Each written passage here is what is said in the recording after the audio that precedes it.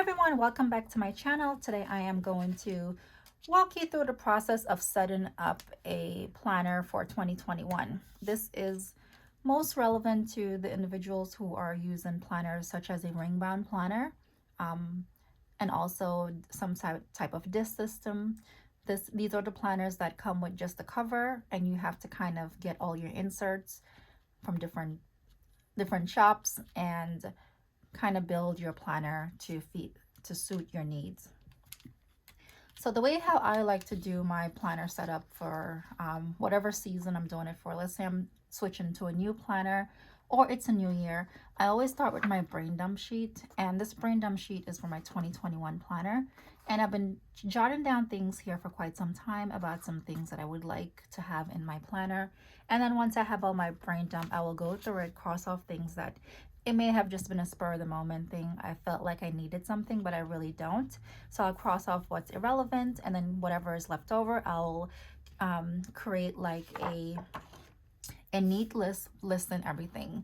So this is for the sections of a planner, which can become overwhelming because we all know with ring bound planners, the possibilities are endless and you can find 1,000,001 inserts that you think that you may need. So not to touch on any decor items.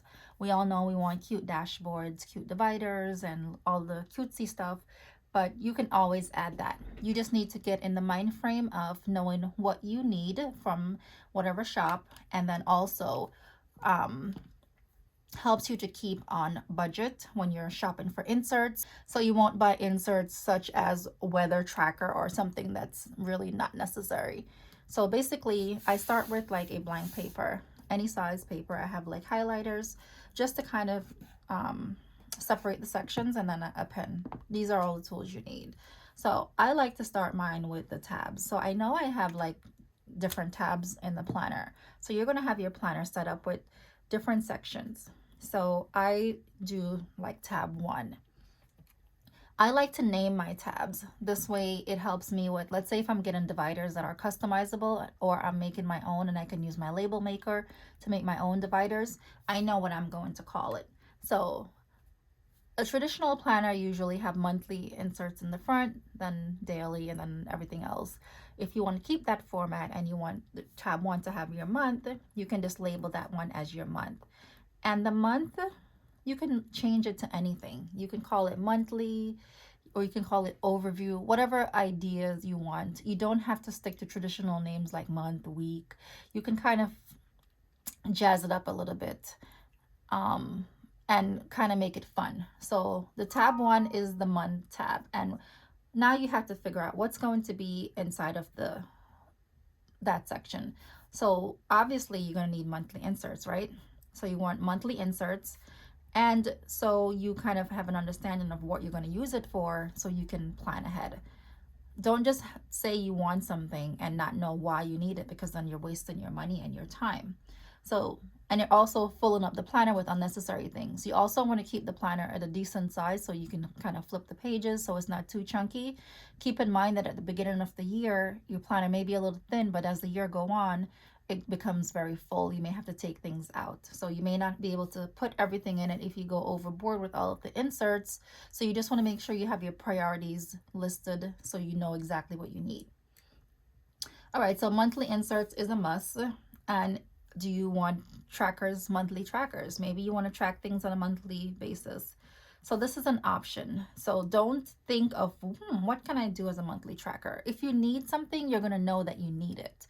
So it's not going to be something trying to come up with a reason for having it. Don't make it that way, because then you don't need it. So when you go to your second tabs, always leave a little bit of space in between just so you can add additional info. I'm just leaving 2 lines for now because no list is ever complete on the first go around. You may have additional information, things come to your mind after you've already done your list, and then you think of something or you see something that you may also benefit from, then you can add it in. So the second tab is going to be, we're going to call this weekly. So I know I need weekly inserts, weekly to track, or you can call it daily if you're a daily person. I'm going to call it daily, or whatever other fun name you want to have. So what inserts do I need for my daily section? So I'm going to need weekly or daily inserts. And let's see what else. Pretty much weekly, daily is kind of like self-explanatory. We only mostly keep that particular um, those items there, which is just like the inserts. Do you need note pages? If you want to have note pages, you can do note pages as well. So note pages. The things to consider is if you're doing weekly, if let's say you're a weekly person, and then you want to have a few dailies. So you can have like for the days that you're super busy. So I'm just gonna leave one line because tab number 2 is pretty much done. There's not really much other items that people normally put in that section. And I don't really see what else you can possibly put that you may need. All right, so tab 1, 2, and we're up to the third tab. So third tab, I think we can probably use it as a finance section. Keep in mind that you can change the order of however you want to order these in your planner. You can put finance first if that's your main focus. You put finance first. So finance, what are the inserts that I need in my finance sections? So I want a monthly bill tracker. And then I'm going to do here because finance is a little bit big. There's lots of things that we can do. So B, do you have debt? Do you want to have your debt tracker? Track to see how much debt you're paying down. Maybe like say have a savings tracker. And then do you want to track your spending? Are you a big spender? And then after that, you can do the spending tracker. Could be a different number of things you want to spend. You want to track spending for, let's say it's food. Let's say you're a foodie and you like to order out and you want to cut down on eating out. Let's say you're retail shopaholic like I am and you want to track your retail shopping. Or let's say you want to track the amount of money you spend on stickers and planner stuff, or whatever hobby you have and you want to cut down on it. This is where you will put that information. Let's see. Savings tracker. Let's say if you have finance goals, you can also put a little section to talk about your goals. So you can actually move the E to the A in order of how it's put together. So you can put financial goals or materials. This is if you have inserts that you found online, things to kind of help you stay on focus with your planning your finances. You can put that in this section. Keep in mind that you can rearrange anything. You don't have to keep it the way that I have it here. It's just to kind of get your mind open to what you can put in your planner because it can become overwhelming. So I'm going to go to tab number 4. Oh, I should have did my highlighter first, but I'm just going to do like that because I don't want to smudge and mess up my tip. So tab number 4, and these are all optionals. Just keep in mind this is just to help you get your mind going about what's out there. Let's say you want to have a section just for household. I usually have a section in my planner for that's called home and garden, and this is where I keep things like cleaning schedule,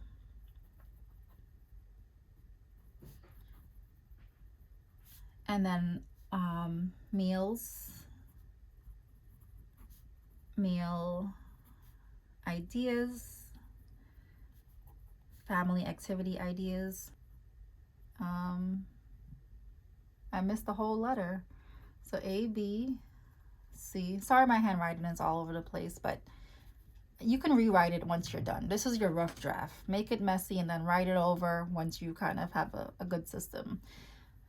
Okay, so family meal ideas. Maybe you want to have family trip ideas.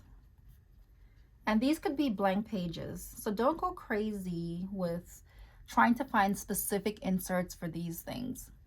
If you have just a blank page, you can always write on top of it what the insert is for. This way it kind of also saves you money. You can just buy one set of blank note pages and you can use that for a wide variety of things.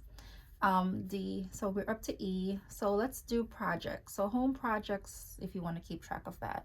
And I'm going to leave another a little space, just one, because I'm running out of spaces because I may have to turn the paper. So we're up to tab number 5. So tab number 5 is one that I highly recommend for specific reasons. And it's the health tab. So you can also call it health. You can also call it wellness. And this is basically self-explanatory. So some things that I've kept in mind, and you can think of things that can tailor to your personal needs. You can do a sleep tracker. If you are a type of person like I am, I do not go to bed on time, and that's really bad for my health. So I want to track my sleep and trying to get motivated. So I may do that, or I may or may not. So these are just things that you can do.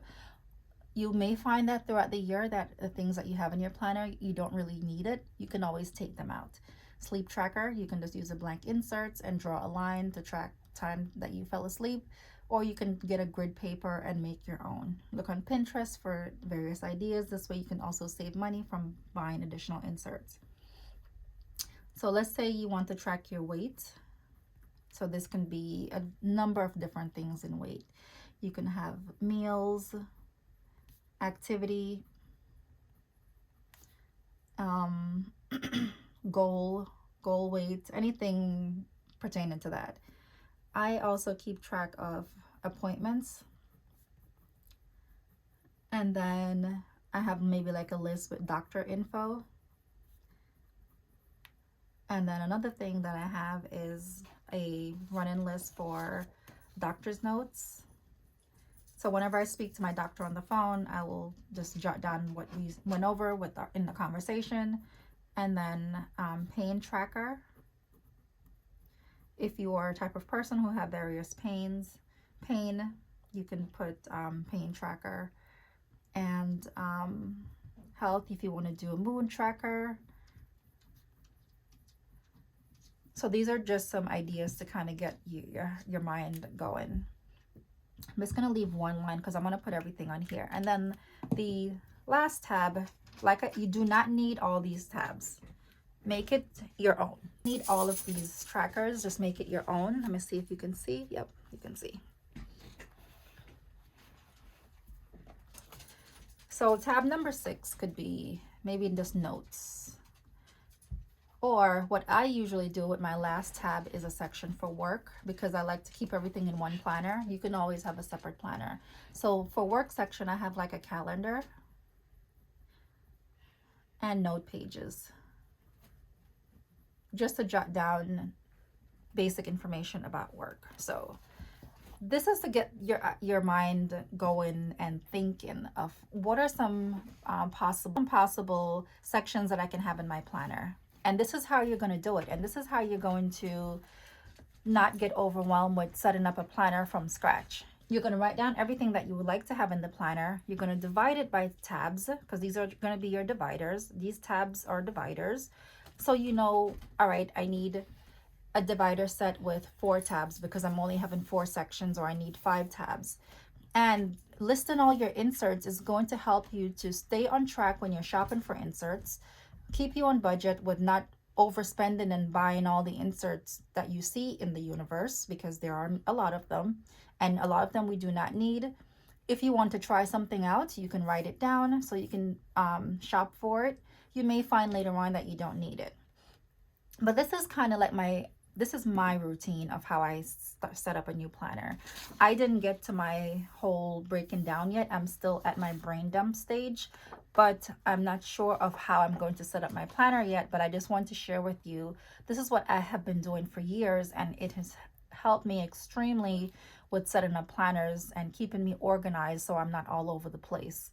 So as I get these items, I will kind of put the planner together on the side, and then I will just put everything in the planner once it's done.